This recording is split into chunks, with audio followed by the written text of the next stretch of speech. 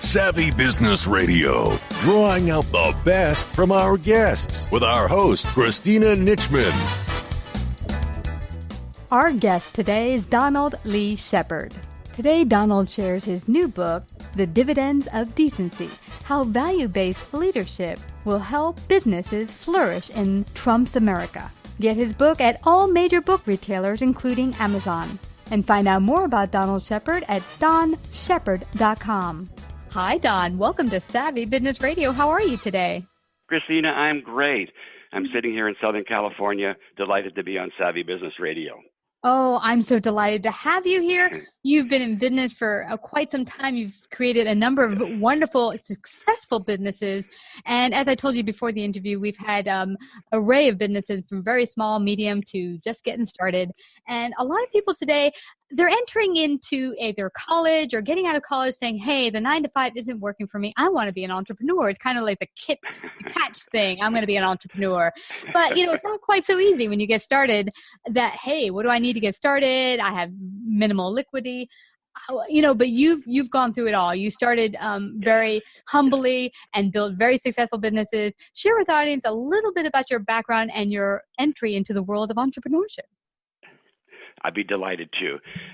I grew up in a small mining town, Sudbury, in Ontario, in Canada, and I felt that way. I wanted to get out of Sudbury, and at 17, I decided not to go to university, much to my father's chagrin, and so I wanted to get out, and so I got into white-collar work, and in Sudbury, the $37 a week, and built my way up and developed expertise that got me into consulting companies and then on through to eventually being transferred to San Francisco and then going to LA and then starting my own business in 85 and growing a business from ground zero with no money, no connections, and building it to a successful company that was bought by Omnicom in 2000. So I've been through it, and it is not easy. I know you started there. It's a matter of being exceptional. Do you want me to continue on that train? Well, what I'm curious about here is when you started and doing consulting, working with a consulting company, you actually, it sounded like you made yourself indispensable. And was there any particular traits that you learned while you were still working that you carried on into your entrepreneurship? Yes. Oh, what a great lead-in. Yes. To be successful in business means you need to be exceptional. And there are a number of traits that you need to exhibit, discipline, and it boils down to doing things that others can't or don't want to do. And they're in these categories. The first is really working harder than anyone around you. When I was, again, 17 in this insurance company office, the manager said to me one day, he took me under his wing, so to speak. He said, Donnie, people can't tell how smart you are when they see you, but they can see how hard you work. Always work harder than anybody else, and the smarts will get a chance to shine. Boy, that was great advice. So, number one, work harder than anybody around you at all times, and that will pay great dividends. The second, and you touched on it, be more important to your employer than they are to you. To be exceptional, you need to get into a performance-based job, not a line job, not a union-level job, where you have an opportunity to perform and be more important to your employer than they are to you. It's so critical to getting those opportunities. That means, for as best you can, be better at what you're doing than anybody around you. Make yourself indispensable, the term you used. And by doing that, you give yourself so many options, both within an organization and outside. But it's a key. And that'd be number two. And the last, I just want to add this because it's so important for these young people out there that might be listening to your show. Don't let other people shape your life. Don't let anybody tell you what you can't do. Don't let anybody limit you. The reality is, you can do anything you want. Here's a good example. Did you know that Mark Zuckerberg, Steve Jobs, Bill Gates, and others don't have a college degree? I didn't know about Steve Jobs. Yeah, the majority of business owners in America don't have college degrees. Once you start into that first job and you're making yourself exceptional, it will never come up again. It's your performance that matters. So it's so key for those young people out there to understand two things. One, you need to be exceptional, and it is very hard to do, but you need to be disciplined and focused. And as I just said, work hard on that. So let me stop there. Okay. Well, Don, that's great. I'm loving what you're saying there. And it's true. I love to learn. I'm a curious mind, which you might have noticed from a lot of my interviews. And that's kind of why Savvy came about. I was a struggling business owner thinking, hey, I don't know what I need to know to run this business. Maybe other experts can help me out in the area. And they did. And they continue to do so. But what I find interesting here is the idea that education doesn't necessarily have to be the four walls of a university. It can. But often I talk to young folks who are entering into college, and I'm doing it because mom and dad are paying my way and they told me I have to. But they have no direction. They don't know why they're going there. They're not looking for a certain degree. They're just taking any degree just to get in, to get out. And to me, that seems like you're wasting your parents' money. I would rather my child say, hey, I want to go to college, but I'm going to wait until I have a focus, a passion that I want to focus on something. And I'm like, okay, then that's a great deal. Now, you mentioned how a lot of the most successful people do not have a degree. And I could see that, for one, we hear about these students going into college, getting $150,000 in debt. Is that the smartest way to start out your life as an adult? Probably not. No. Yes. No. Here's what college, I have two children. Okay. And they got undergraduate degrees from Duke, graduate degrees from Harvard. The focus for me with them was not the matter of getting a degree, was that having to work so hard and be so focused and disciplined going through school that you are able to get into the good schools. And then what an employer looks for isn't what your major is, especially undergraduate. They're looking at the fact that you've exhibited hard work, initiative, and drive, and clearly intelligence. And that's what will give you a first start. Once you get that first job, Christine, and you know this so well, it's performance that matters. Yes. It's performance. And Malcolm Gladwell talks about it extensively in Outliers about the issue of the 10,000 hours. I'll stop, but so spot on. Yes, you don't need it. It's a matter of getting the right job to start and performing. Yes. Now, how did you carry in your expertise that you got in the performance that you learned being as an employer into starting your business? You said you started with no money down. How did it work out from you transitioning from employee to owner? Yeah. Well, first of all, I didn't do that until I was 37. Wow. And it was because I needed to develop, this is really important for young people. It may not need to take them as long as it took me, but you need to develop an expertise and experience in a field. And that was critical. I needed to develop a reputation, an expertise. In my case, it was employee communication consulting. And that is what allowed me to go out into business for myself. And then that's a whole other ball game of building a business. Oh, is that hard to do? But we're not there. That issue is building up an expertise within your employment. Your first job has to be that, and then on through. Does that make sense? Absolutely. Absolutely. One of the things, though, that I've heard from people that, most businesses as we've heard do not succeed. Within 5 years, they're out of business.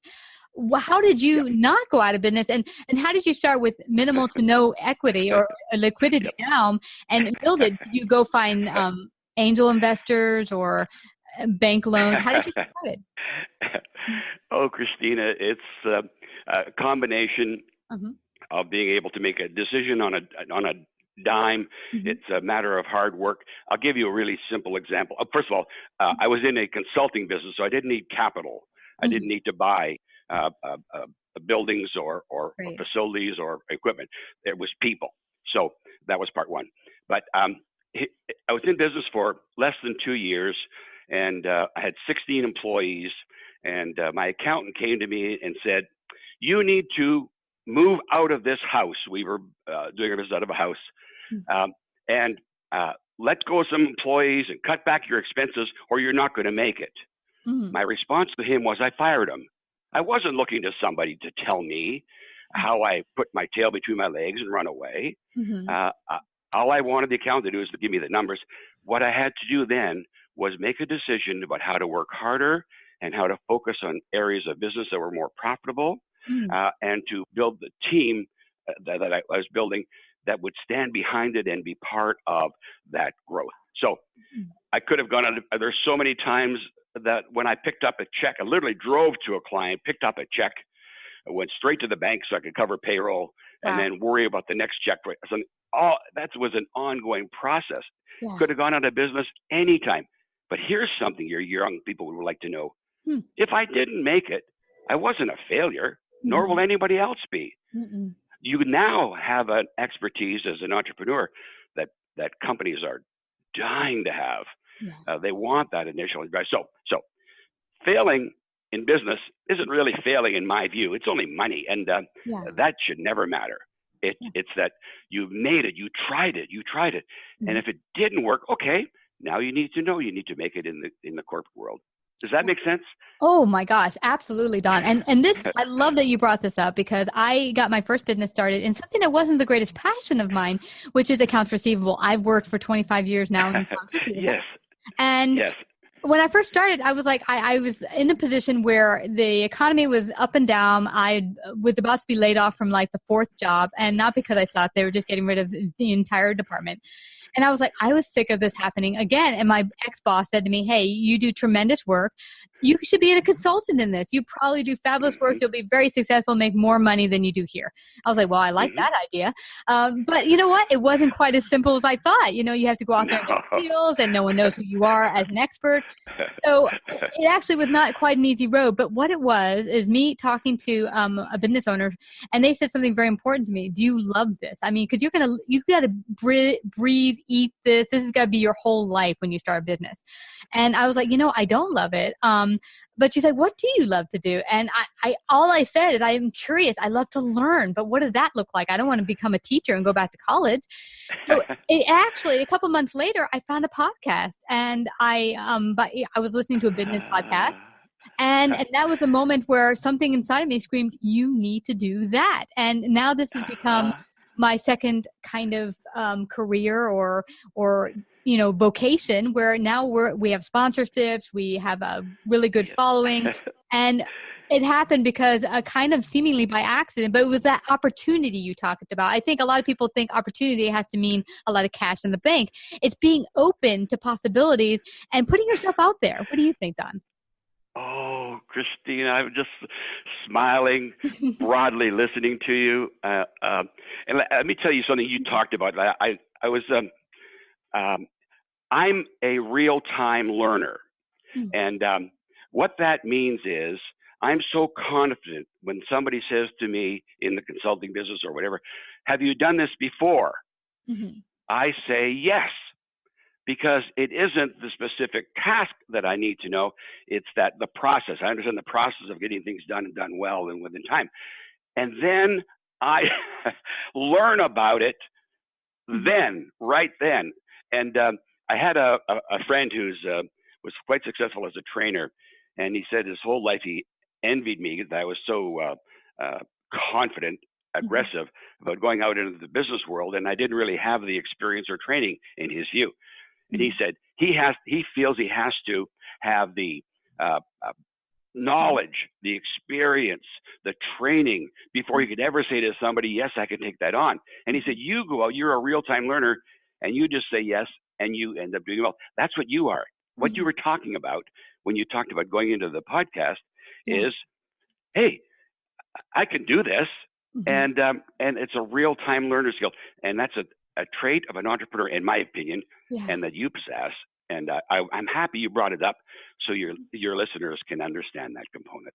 Yeah, absolutely. And what I love that we were bringing this up is that I've had friends who say the same thing as your friend, that, as soon as I have enough, courses under my belt, or I've, gotten that, then I'll be set. And honestly, it's like having a baby. When you decide to have a family, when the finances look just perfect, we'll have that family. Well, honestly, it's never going to look just perfect. There's never going to be that perfect time. The perfect time is now. It never is. Yeah. And never really, is. Honestly, getting started with a business, if you just put one foot in front of the other, like I did with a podcast, I remember 5 seconds after I had that idea that I went in and looked online, the wonderful Google, and said podcasting, la, la, la. Blog Talk Radio popped up. And a few seconds later, I was like playing around on their site and figuring out how to work and do a podcast. So, I mean, just sometimes, as you said, real-time learning, just going out there, taking the first step will get you going and going in the direction, and it starts like building. The momentum starts building, and you start to see other opportunities that you weren't seeing before. It's another trait of an entrepreneur, is what you're saying. It's a risk taker. What's your risk level that you'll accept? It's really important. You can't be afraid to take on difficult challenges. I talk in my book about how I did an Ironman in Hawaii, and I couldn't even swim the length of a pool. I talk about riding my bicycle across the country for my 65th birthday. It's all the same thing. Terribly difficult challenges, but you say, I can do that. And then you set about to it. It's wonderful. I want to add one thing. I don't know when we're going to run out of time, but in my book, it's called Dividends of Decency. I really talk about being successful by having integrity, values, and morals, and building a team. And I can't stress that enough. If you don't have a level of integrity, now forget about being a leader, forget about running a business, you're doomed. You have to have people believe in you. And so, I'm sorry, I didn't mean to run on, but that aspect of values-based leadership is critical. We didn't have a label back when I started, but being a good person was critical to being successful. Now, let me ask you something. We hear catchwords all the time today with transparency. Oh, we're so transparent. And then they're really not as a business. And then this, authentic and being a good person. What does it mean when you say, I'm going to be transparent, or we're going to be authentic? What does it look like to you to be a really successful business? And all these catchwords, what does it really come down to? It comes down to innate you. People aren't fooled. Employees, customers, clients, community, vendors. If you say I'm transparent, I'm a good person, or you espouse integrity, values, morals, you can say it all you want, but people will find out in no time at all how that's not true, and you're doomed. So the answer to your question is just who you are. When I started the business on my own, I was the same person I was in the consulting companies, but I don't mean to be immodest. I was a good person. I respected and valued all people. I celebrated diversity. I value people for who they are, not for other factors. And so what I'm telling you is it's who you are, Christina. You can't adopt them. You can't say, to be successful, I need to have integrity and values and morals. You can't write that down as a set of values and then not be that person. You follow me? Yeah, absolutely. And I think it's very important for businesses to get clear on what are your values. Are those really your values? Because I think people like, authentic sounds good. Vulnerability sounds awesome. But what does that really mean? Is that who you are? Is that who your business is? That's right. Yeah, exactly. Because one word that's kind of, drive me nuts is the word transparency that people are throwing about that sounds like we're so transparent. And meanwhile, I come to look at their numbers and I can't see where most of their numbers are. I was like, can you share them? Oh, no, we don't share that with outside consultants. Well, then you're not being very transparent now, are you? That's exactly right. And that's it. You can't be something that you aren't naturally, innately. You can't do that. And boy, I love this conversation with you. You so understand the issues, and I'm really happy to share this with your readership. Having a set of values means what you just said, representing who you really are and what you want to be, what you have as an aspiration, not that you're perfect, and then measure yourself and hire people based on that and so on. It's I think what's really hard, Don, is like I've worked for some huge businesses, gone in and seen their processes, how are things working. Smaller business, large business, it doesn't matter what size they are. Sometimes they have a really good grasp of what their mission is, what they stand for, and they're able to espouse that to their employees. And it's big, bad, or small, large, whatever. But then there's some other companies that doesn't matter what size they are, they're not able to transmute that to their employees. How did you do that? How did you get to the point where this is my values, but I'm able to share that vision with my employees and get them to understand it and live that as well? You're so right. In large companies, small companies, it's who you hire. It's a trickle down issue. If you hire people that represent to you the values, morals, integrity that you want in your organization, they in turn will hire, and they in turn will be good people that where it'll just happen naturally. So, Peter's in the Peter Principle talks about people rising to their level of incompetency, and that's in a bureaucracy where it's difficult really for people to embrace a code of values. But in a performance-based organization, it happens through the hiring process, celebrating diversity, and then leaving people alone, giving them a responsibility because you know they'll deliver, and the people that they hire will be like them. That's what happens in successful organizations. Bill Gates, I'm thinking Bloomberg. I'm sorry, Bloom is the one I'm thinking of.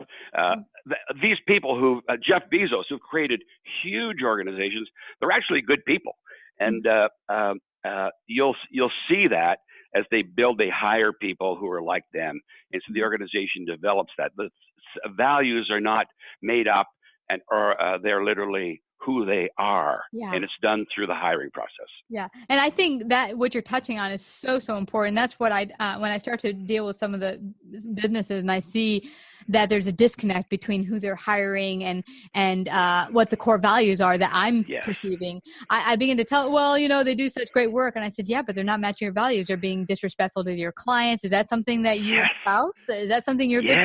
Because one of the things you mentioned in your mission statement is that customer service is very important to you, but meanwhile, your workers are being not too nice to employees. So how do you reconcile that? So, I think it's important on the get-go is you don't want to have to fire people. You want to get people that match your vision to start out with. It's so right. In my book, I had to give labels to all this, and what you just talked about is my win-win-win model, knowing what's important in your organization, and it's not profits. Profits will happen, but the win-win-win model is you have employees, you respect and value them, they in turn respect and value you, and both respect the customer, client, and then you also respect and value vendors, outside contractors that support you. You just said it in the real world. But it's understanding what makes you successful. And that employee who's disrespecting a client or customer, believe me, they're destroying the company, not making it grow. So you're spot on. It's knowing what is important to your growth and success, apart from all the business aspects of the financial plan. And I'm not there. I'm dealing with leadership. And that's what you and I are talking about today. Absolutely. Well, I don't want people to leave here today without finding out where they can get your wonderful book and find out more about it. How can they do that? Thank you for giving me that opportunity. Dividends of Decency is being released in the U.S. on April 14th. Dividends of Decency, you go to Amazon, you go to your local bookstore, which would be nice, and just ask them to get it. They'll bring it in for you. Dividends of Decency, Donald Lee Sheppard. And it's a powerful, positive message of hope through values, integrity, morals, and people will love it. We've gotten great reviews so far. Anyway, I'm sorry, it took too long. Thank you for letting me plug my book. Oh, please. Absolutely. I mean, you have so much experience and wisdom to share with people, and it's great that you're able to get into a book, and more people are doing that, sharing their expertise and putting in a book or a podcast. And it's important today because there's so much wisdom out there, but it's great that you're able to share that with people. And you're vast. How long has it been now? You've been in business for 20? Oh my goodness! I'm embarrassed to tell you, but I turned 70 in September. Wow! I've been working since I was 17 years old. Wow. I've done a variety of things and taken on enormous challenges, but a long time, Christina, and I'm not just stopping yet. Nope. And that's one thing, Don, I've heard people say, I can't wait to retire. Retire? Why do I want to sit on the beach and do nothing? Heck. What does that mean? I sold my company, but I had to have a goal, a vision, something to have purpose. Retirement simply means changing direction or changing focus. Exactly. And it doesn't mean sitting around or playing golf or whatever that silly fantasy is. It's still keeping the drive. Yeah. Well, honestly, if I were quote unquote retired, I would be kicking it, doing a number of things. I think what people. Of course you would. Yeah, I think what people mean when they say retired, they want to do what they want to do, and that's often the employee mindset. One day I'll get to do the things I love. Well, start today because, tomorrow you might not be promised you. You never know. You might not make it to 70, God forbid. So live your life to the fullest today and do what you love, even if it has to be a hobby on the side from your work. But just keep building your life, be curious and grow. And one way to do that is pick up Don's book and go do that today. Dividends of Decency. I want to thank you again, Don, for coming to share your great wisdom today on Savvy Business Radio. Christina, thank you. I so enjoyed it. Savvy Business Radio broadcasts worldwide via a large podcast network celebrating business owners, entrepreneurs, influencers, and successful individuals. Find out about our paid sponsorship opportunities or how to become a guest. Call 732-474-7375 or email Christina@savvybusinessradio.com.